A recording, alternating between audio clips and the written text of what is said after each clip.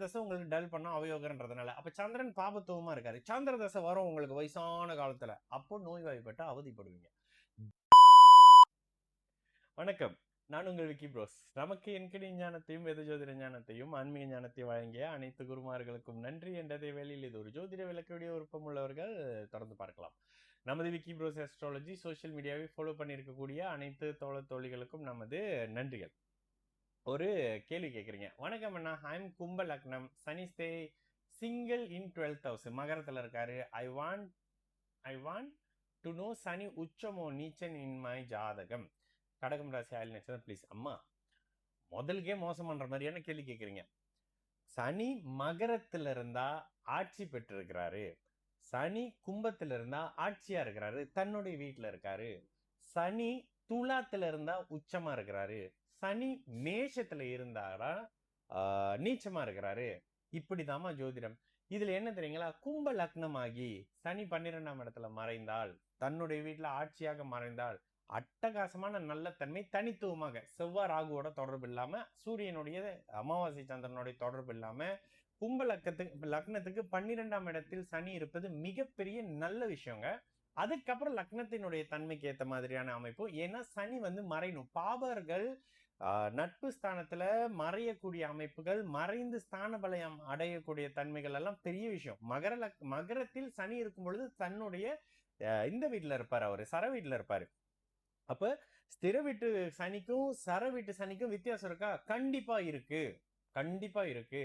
மகர வீடு மண்ணு வீடு, கும்ப வீடு காத்து வீடு, ரெண்டு பேருக்கும் தொழில வித்தியாசம் இருக்கும், குணத்துல வித்தியாசம் இருக்கும், நிறைய வித்தியாசங்கள் இருக்கும். அப்போ லக்னத்துக்கு 12ல பாபராகி மறையும் பொழுது அவர் 6ஆம் பாவகத்தை பார்த்து கெடுக்கவே செய்வார். 6ஆம் பாவம் கெட்டு போகும். கடன் நோய் வம்போல காசிங்கம் கேவலம் கெட்டு போகும்.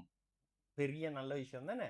அப்போ நீங்க கடகராசி ஆயிலி நட்சத்திரமா இருக்கிற பட்சத்துல உங்களுடைய 6ஆம் பாவகத்தை சனி பாக்குறாருன்ற காரணத்தினால முடிவு எடுக்க முடியாம குழம்புவீங்க. இதுதான் மெயினான விஷயமா இருக்கும். குழப்பம் வந்துடும். சந்திரனை சனி பார்த்தா குழப்பம் வந்துடும். சந்திரனுடைய ஒளி அதிகரிக்க அதிகரிக்க அதிகரிக்க குழப்பம் கட்டுக்குள்ள இருக்கும். சந்திரனுடைய ஒளி குறைய குறைய குறைய உங்களுடைய குழப்பம் அளவுக்கு மீறி இருக்கும்.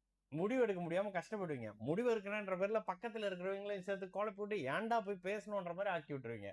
இது சந்திரனினுடைய ஒளிநிலைக்கு ஏற்ற மாதிரி. ஆனாலும் 6ஆம் அதிபதி 6ஆம் வீட்டுல இருக்கக்கூடாது.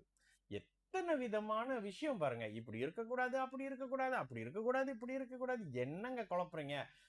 இதுதாங்க ஜோதிடத்தினுடைய மிகப்பெரிய ஒரு துல்லியமான ஒரு விஷயம்.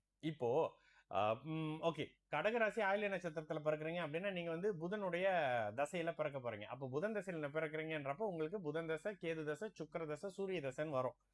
சூரியன் தசை உங்களுக்கு டல் பண்ணும், ஏன்னா அவயோகர் அப்படின்றதுனால. சாரி, சந்திர தசை உங்களுக்கு டல் பண்ணும் அவயோகர்ன்றதுனால. அப்ப சந்திரன் பாபத்துவமா இருக்காரு. சந்திர தசை வரும் உங்களுக்கு வயசான காலத்துல, அப்போ நோய்வாய்ப்பட்டு அவதிப்படுவீங்க. தசையும் லக்னமும் லக்னாதிபதியுமே ஒரு விஷயத்த முடிவு பண்றாங்க. இல்ல ஒரு உதாரணத்துக்கு லக்னத்துல சுக்கிரன் வந்துடுறாரு, ஓகேங்களா? நீங்க விடுன்னு சொல்லிட்டீங்க. சந்திரன் கடகத்துல இருக்கிறாரு, லக்னத்துல இவரு சுக்கிரன் வந்துடுறாரு வச்சுக்கோமே. லக்னத்தில் சுக்கிரன் கிட்டத்தட்ட துலாத்துல குரு இருந்து லக்னத்தை பாக்குறாரு. சந்திராதியோகத்துல வந்துருவாரு சுக்கிரன். இதையும் நீங்க வச்சுக்கணும். சந்திரன் ஒளியாக இருக்கிறாருன்னு அர்த்தம்.